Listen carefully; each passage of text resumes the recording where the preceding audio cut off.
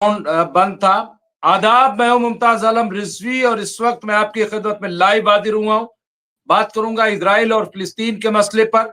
इसके साथ साथ ईरान और दूसरे जो मसाइल हैं उस पर भी हम बात करेंगे। पूरे मिडिल ईस्ट को लेकर के पूरी चर्चा करेंगे। मैं अभी अभी म्यूट कर रहा हूं आपको अब्दुल वाहिद साहब, मैं आपको अनम्यूट कर दूंगा जैसे ही आप, तो चूंकि आवाज न टकराए।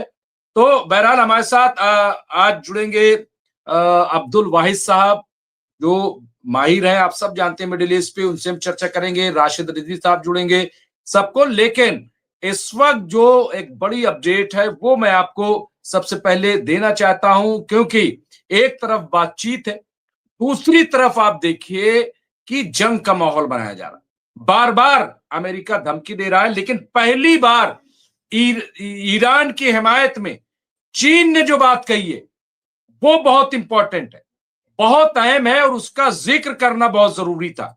क्योंकि पहली बार आप देखिए कि चीन ने क्या कहा है और ये हिंदुस्तान के अखबार ने इसको कोट किया है। ये कोई मामूली बात नहीं है जो चीन ने बात कही है, उसको हम कोट करेंगे, उस पर हम बातचीत करेंगे। और आप देखिए यहाँ पे क्या कहा है, बहुत इंपॉर्टेंट हो जाता है। यहाँ पे जो बात कही है उस पे हम चर्चा करेंगे। यहाँ चीन ने अमेरिका से ईरान के प्रति सावधानी बरतने के लिए कहा है, साथ ही मिडिल ईस्ट में नए झगड़ों से बचने की नसीहत दी है। चीनी विदेश मंत्री ने म्यूनिक सिक्योरिटी कॉन्फ्रेंस में कहा कि यूक्रेन संकट का समाधान बातचीत से होना चाहिए। चीन सीधे तौर पर यूक्रेनी युद्ध में शामिल नहीं है, लेकिन शांतिपूर्ण बातचीत का समर्थक है। और ये तस्वीर आप देखिए, यहाँ पे मैं आपको बताना चाहता हूं कि उन्होंने कहा क्या है। यहाँ पे चीनी विदेश मंत्री वांग यी ने मीटिंग में कहा कि अमेरिका को ईरान के साथ अपनी बातचीत में सावधानी बरतनी चाहिए। ये स्थिति सीधे मिडिल ईस्ट में शांति को प्रभावित करती है। वांग ने जोर दिया है कि झगड़ों को मध्यस्थता मीडिएशन के जरिए और झगड़ों को बातचीत के जरिए सुलझाया जाना चाहिए। नए झगड़े पैदा करने के बजाय सावधानी से काम लेना चाहिए। यहाँ पे बहुत मीठी धमकी एक तरीके से दी है। और आप देखिए ये बात क्यों कही गई है, ये इसलिए कही है, चीन ने अमेरिका को ये नसीहत उस वक्त दी है जब अमेरिका ईरान के बीच तनाव चरम पर है। अमेरिका मिडिल ईस्ट में सैन्य मौजूदगी बढ़ा रहा है। वो अपना सबसे बड़ा aircraft carrier US R4 middle east भेज रहा है। तो ये आप देखिए यहां बहुत क्लियर कट ये मैसेज दिया है कि अगर आप इस तरह की बातें करोगे, इस तरह के मामलात को उठाओगे, बार बार धमकी दोगे, इससे बात बनने वाली नहीं है, इससे काम नहीं चलेगा। आपको धमकी से बचना चाहिए। दूसरी तरफ ईरान, आज हिजबुल्लाह लेबनान ने क्या कहा, उन्होंने कहा ईरान ग्रेटर इजराइल मंसूबे की तकमील में रुकावट है। बिल्कुल बात सही। इसी तरीके से यमन के रहबरे इंकलाब का इंतबाह इस्लाम दुश्मन कुव्वतों ने सॉफ्ट वॉर शुरू कर रखी है।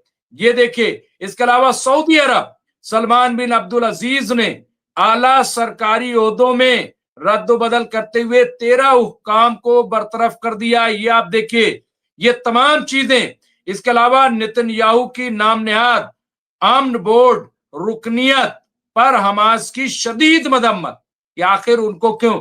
और सच्ची बात यह है कि ईरान ने जिस तरह से घेराबंदी की है, बजाहिर तो मीडिया ये फैला रहा है कि अमेरिका ने घेराबंदी की, लेकिन दर हकीकत ईरान ने इस तरह की घेराबंदी की है कि उससे अमेरिका का निकल पाना मुश्किल है। अमेरिका निकलना चाहता।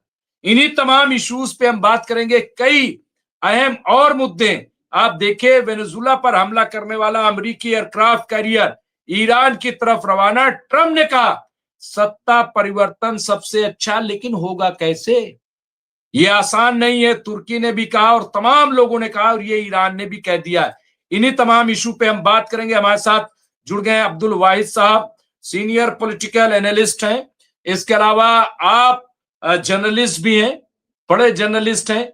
आप जो मिडिल ईस्ट पे उस पर बड़ी गहरी नजर रखते हैं और बहुत ही साफ गोई से एनालिस्ट करते हैं। मैं उनका इस्तकबाल करता हूं, खैर मकदम करता हूं। और अब्दुल वाहिद साहब, कई दीगर चैनलों पे भी आप जाते हैं। और एक बात मैं बार बार कहता हूं और फिर एक बार कह दूं कि हम जब भी इंटरनेशनल इशू पर बात करते हैं, आपने देखा होगा हम हिंदुस्तान की जो खारजा पॉलिसी है उसको मद्देनजर रख करके बात करते हैं। कोई ऐसी बात ना तो हमारे पैनलिस्ट ना हम कभी भी ऐसी नहीं करते जिससे हमारी खारजा पॉलिसी को किसी तरह से नुकसान हो या किसी को ऐसा लगे कि हो रहा है। तो इस चीज का हम बहरहाल ख्याल रखते हैं और ख्याल रखना चाहिए, ये हमारी जिम्मेदारी है। अब्दुल वाहिद साहब हमारे साथ जुड़ गए हैं। अब्दुल वाहिद साहब, बहुत बहुत इस्तकबाल है आपका, खैर मकदम है। चीन ने पहली बार बहुत खुल करके बात कही है। ये एक तरीके से सॉफ्ट इंतबाह है, इसको जो भी आप नाम दे लीजिए, लेकिन कहा है कि बातचीत ही कीजिए, धमकी ईरान को मत दीजिए। चीन ने कहा ये ठीक नहीं होगा। अब्दुल वाहिद साहब। जी, बहुत बहुत शुक्रिया आपका मुमताज साहब, और सबसे मुबारकबाद कहें मुस्तहिक आपके इस तरह के करंट इश्यूज पे और एक एनालिटिकल व्यू के साथ और अनबायस्ड और बिल्कुल to the point and factual corrections वगैरह के साथ जो आप यहाँ पे बातें रखते हैं। अब जो है आपका क्वेश्चन ये था कि भाई चाइना वगैरह का ईरान को लेके जो ये लेटेस्ट स्टेटमेंट आया है, तो इसको किस तनाजुर में देखना चाहिए। देखिए, ऐसा है कि पूरे मिडिल ईस्ट के अंदर, खलीज फारस के अंदर, ईरान के अलावा कोई और ऐसी जगह नहीं बची है जिस पर यूएस का कंट्रोल न हो। पूरी दुनिया जानती है कि चाहे सऊदी अरब हो, चाहे बहरीन हो, चाहे मुत्तहदा अरब इमारात हो, चाहे कतर हो, चाहे ओमान हो, हर जगह अमेरिका के बेसेस मौजूद हैं। सिर्फ ईरान एक मुल्क ऐसा है, इवन जॉर्डन में भी, जिसको बोलते हैं उर्दन, वहां भी यूएस बेसेस मौजूद हैं और बाकायदे एयरफोर्स का उस रीजन का सबसे बड़ा बेड़ा अमेरिका का हमेशा जो है एक्टिव रहता है। तो अब इस सूरत हाल में जो दिगर आलमी ताकतें हैं, चाहे वो रूस हो, चाहे चीन हो, इनके लिए यह है कि इनके एनर्जी इंटरेस्ट को कौन आदमी बचाएगा। और एनर्जी इंटरेस्ट सिर्फ चीन और रूस का ही नहीं है। एनर्जी इंटरेस्ट ये है कि जो ये आबनाए हुर्मुज है, जिसको हम इंग्लिश में बोलते हैं स्टेट ऑफ हुर्मुज, ये तकरीबन दुनिया का एज पर रिपोर्ट्स 18 to 20% जो है यहाँ से तरसील होती है। चाहे वो पेट्रोल हो, चाहे वो गैस हो, ये सारी की सारी चीजें वहां से जाती हैं। तो आप सोचिए कि दुनिया के 20% हिस्से की तरसील जिस खित्ते से जुड़ी हुई हो, उसकी आलमी हैसियत या उसकी अहमियत क्या होगी। अगर उस पर सिर्फ अमेरिका का ही कब्जा रहेगा तो फिर ये ममालिक कहाँ जाएंगे। चीन सबसे ज्यादा जो है। उसके अलावा दूसरी बड़ी चीज कि अमेरिका ने जो बात कही है, भारत को जो प्रेशराइज किया है उन्होंने, जिसके ऊपर हमारे यहाँ पार्लियामेंट के अंदर भी डिबेट हुई कि भारत एक सॉवरेन कंट्री है, हमें किसी भी मुल्क के दबाव में नहीं आना चाहिए, हमारी इंडिपेंडेंट फॉरेन पॉलिसी रही है। और आपको याद होगा कि हमारे यहाँ एक पीएम थे, इंदर कुमार गुजराल, उनका एक फार्मूला था, एक प्रिंसिपल था, जिसको हम बोलते हैं गुजराल डॉक्ट्राइन। हमारे यहाँ जो भी बच्चे पीसीएस की या फिर आईएएस वगैरह की या जो भी एडमिनिस्ट्रेटिव एग्जाम की तैयारी करते हैं, उनको इंडिया की फॉरेन पॉलिसी में गुजराल डॉक्ट्राइन पढ़ाया जाता है। गुजराल डॉक्ट्राइन क्या है? वो जो है सिद्धांत हैं कि भारत के पड़ोसियों के साथ ताल्लुकात कैसे होने चाहिए। जब 90s की वार हुई थी तो इंदर कुमार गुजराल भारत के वजीर खारजा थे। भारत ने सबसे पहला, सबसे बड़ा इवैक्यूएशन का जो ऑपरेशन चलाया था वो था इराक से, जंग ज़दा इराक से, जो जॉर्ज बुश के जमाने में हुआ था। सद्दाम हुसैन उस वक्त वहां के प्रेसिडेंट थे।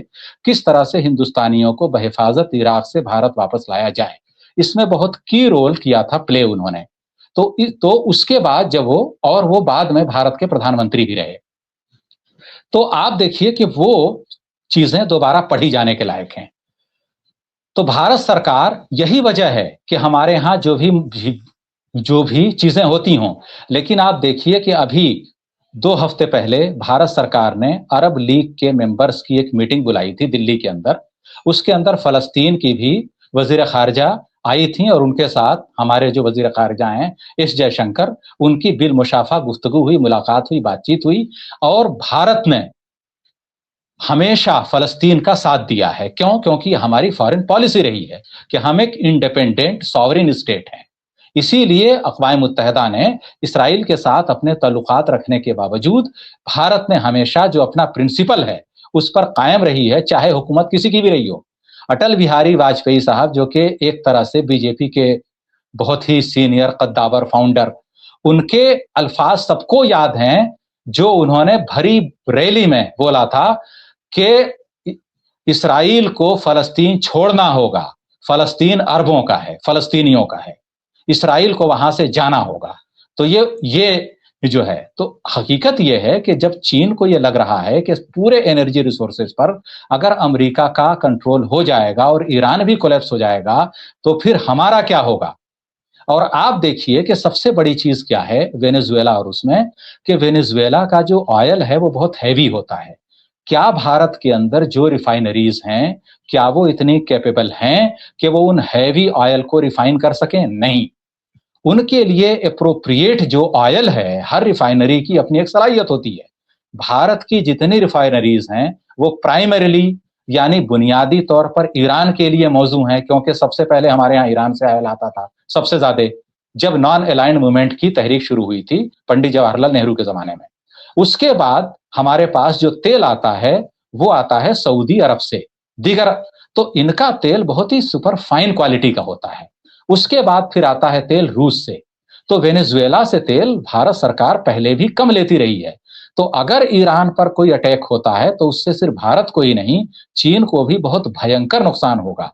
तो इसलिए चीन की वजारत खारिजा के बयान को इस मंजरनामे में देखना चाहिए। जी।